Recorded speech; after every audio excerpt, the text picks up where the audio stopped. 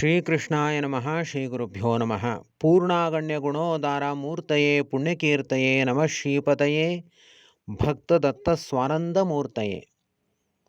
ಪರಿಮಳ ಗ್ರಂಥದ ಚಿಂತನೆಯಲ್ಲಿ 46ನೆಯ ಭಾಗವನ್ನು ಇವತ್ತಿನ ದಿವಸ ನಾವು ನೋಡಬೇಕು. ಅನೇಕ ತಿಂಗಳುಗಳ ಹಿಂದೆ 45 ಭಾಗಗಳ ಚಿಂತನೆಯನ್ನು ನಾವು ಮಾಡಿದ್ವು. ಪುನಃ ಈ ಗುರುಪುಷ್ಯ ಯೋಗದ ಅಮೃತ ಗಳಿಗೆಯಲ್ಲಿ ಪರಿಮಳ ಗ್ರಂಥ ಚಿಂತನೆಯನ್ನು ಮುಂದುವರೆಸುವ ಮಹಾ ಸೌಭಾಗ್ಯವು ಪ್ರಾಪ್ತವಾಗಿದೆ. ಪರಿಮಳ ಗ್ರಂಥದ ಚಿಂತನೆ ನಮ್ಮ ಜೀವನದ ದೊಡ್ಡ ಸೌಭಾಗ್ಯ. ಈ ದೇಹದಲ್ಲಿ ಒಂದು ಹೃದಯ ಇದೆ. ಆ ಹೃದಯದಲ್ಲಿ ನೆಲೆಸಿರುವ ತತ್ವವನ್ನು ನಾವು ತಿಳಿದುಕೊಂಡ್ರೆ ಸಮಸ್ತ ಬ್ರಹ್ಮಾಂಡವನ್ನೇ ತಿಳಿದುಕೊಂಡಂತೆ ಆಗುತ್ತೆ. ಬ್ರಹ್ಮಾಂಡದ ಚಿಂತನೆಯನ್ನು ಈ ಪಿಂಡಾಂಡದಲ್ಲಿ ಮಾಡಬೇಕು. ಪಿಂಡಾಂಡವನ್ನು ಸರಿಯಾಗಿ ತಿಳಿದುಕೊಂಡ್ರೆ ಬ್ರಹ್ಮಾಂಡವನ್ನೇ ತಿಳಿದುಕೊಂಡಂತೆ. ಬ್ರಹ್ಮಾಂಡವನ್ನು ನಾವು ಎಷ್ಟು ತಿಳಿದರೂ ನಮ್ಮಿಂದ ತಿಳಿಯಲಿಕ್ಕೆ ಸಾಧ್ಯ ಆಗೋದಿಲ್ಲ. ಆದರೆ ಪಿಂಡಾಂಡ ನಮ್ಮಲ್ಲಿಯೇ ಇರೋದರಿಂದ ನಾವು ಇದನ್ನು ತಿಳಿಯಲಿಕ್ಕೆ ಸುಲಭವಾದ ಮಾರ್ಗದಲ್ಲಿ ಸಾಗಬಹುದು ಹಾಗೂ ತಿಳಿಯಲಿಕ್ಕೆ ಪೂರ್ಣವಾಗಿ ಸಾಧ್ಯತೆಯೂ ಇದೆ. ಆದ್ದರಿಂದ ಈ ಪಿಂಡಾಂಡದ ಚಿಂತನೆಯ ಜೊತೆಯಲ್ಲಿ ಪಿಂಡಾಂಡದ ಒಳಗೆ ಹೃದಯ ಏನಿದೆ, ಆ ಹೃದಯದ ಒಳಗೆ ಇರುವ ಆಕಾಶನನ್ನು ನಾವು ತಿಳಿದರೆ ಎಲ್ಲ ಬ್ರಹ್ಮಾಂಡವನ್ನು ತಿಳಿದಂತೆ ಆಗುತ್ತೆ. ನಮ್ಮ ದೇಹದಲ್ಲಿ ನಾಭಿಯಿಂದ ಒಂದು ಗೇಣು ಮೇಲೆ, ಕಂಠದಿಂದ ಒಂದು ಗೇಣು ಕೆಳಗೆ ಇರುವ ಒಂದು ಪ್ರದೇಶವೇ ಹೃದಯ ಅಂತ ಕರೆಸಿಕೊಳ್ಳುತ್ತೆ. ಈ ಹೃದಯದ ಒಳಗೆ ಒಂದು ಕಮಲ ಇದೆ, ಅದರಲ್ಲಿ ಒಂದು ಆಕಾಶ ಇದೆ. ಆಕಾಶ ಅಂದರೆ ಒಂದು ಸ್ಪೇಸ್, ಅವಕಾಶ, ಜಾಗ. ಅದು ಅತ್ಯಂತ ಅಣು ರೂಪದಲ್ಲಿ ಇದೆ. ಇಲ್ಲಿ ಬರುತ್ತೆ ಒಂದು ದೊಡ್ಡ ಪ್ರಶ್ನೆ. ಹಾಗಿದ್ದರೆ ಆಕಾಶ ಬರೀ ಆ ಸ್ಪೇಸು ಆ ಕಮಲದಲ್ಲಿ ಇದ್ದು ಏನು ಮಾಡುತ್ತೆ ಅಂತ. ಅದಕ್ಕೆ ನಾವು ಪರಿಮಳ ಗ್ರಂಥವನ್ನೇ ಅಧ್ಯಯನ ಮಾಡಬೇಕು. ಪರಿಮಳ ಗ್ರಂಥದಲ್ಲೂ ಅದರ ವ್ಯಾಖ್ಯೇಯ ಗ್ರಂಥಗಳಲ್ಲೂ ಇದನ್ನು ಅತ್ಯಂತ ನಿಖರವಾಗಿ ಸ್ಪಷ್ಟಪಡಿಸಿದ್ದಾರೆ. ಆಕಾಶ ಅಂತಂದರೆ ಆಸಮಂತಾತ್ ಕಾಶತೆ ಇತಿ ಆಕಾಶ. ಎಲ್ಲವನ್ನೂ ಪ್ರಕಾಶಿಸುವ ಬಹುದೊಡ್ಡ ತತ್ವ. ಅದುವೇ ಅಕ್ಷರ, ಅದುವೇ ನಾರಾಯಣ. ನಾರಾಯಣನೇ ಪರಬ್ರಹ್ಮ. ಅವನು ಆಕಾಶ ಎಂಬುದಾಗಿ ಕರೆಸಿಕೊಳ್ತಿದ್ದಾನೆ ಅಷ್ಟೇ.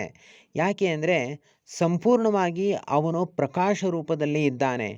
ಎಲ್ಲವನ್ನು ಪರಿಪೂರ್ಣವಾಗಿ ಪ್ರಕಾಶಿಸುವಂತೆ ಮಾಡುತ್ತಾನೆ. ಹಾಗೂ ಎಲ್ಲವೂ ಕೂಡ ನಮಗೆ ಸ್ಪಷ್ಟವಾಗಿ ಕಾಣುವಂತೆ ಮಾಡ್ತಾನೆ. ಈ ಎಲ್ಲ ಕಾರಣಗಳಿಂದ ಅವನು ಆಕಾಶ ಎಂಬುದಾಗಿ ಕರೆಸಿಕೊಳ್ತಾನೆ.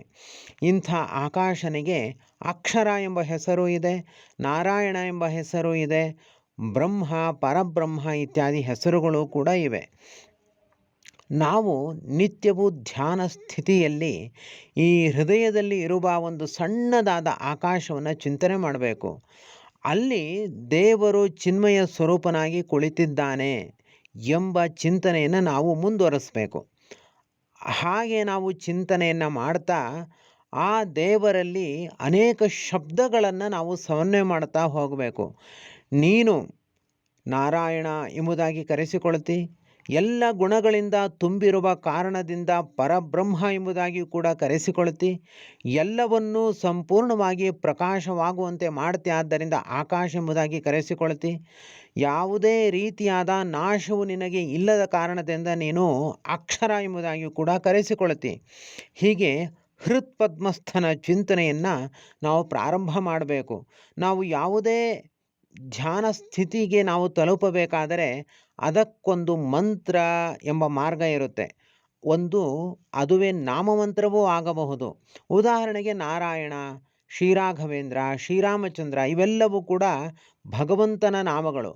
ಅದನ್ನೇ ನಾವು ಪುನಃ ಪುನಃ ಪುನಃ ಮನಸ್ಸಿನಲ್ಲಿ ಚಿಂತನೆ ಮಾಡೋದರಿಂದ ಆ ಶಬ್ದದ ಸಮನ್ವಯ ಪೂರ್ಣವಾಗಿ ಆ ದೇವರಲ್ಲಿ ನಡೆಯುತ್ತೆ.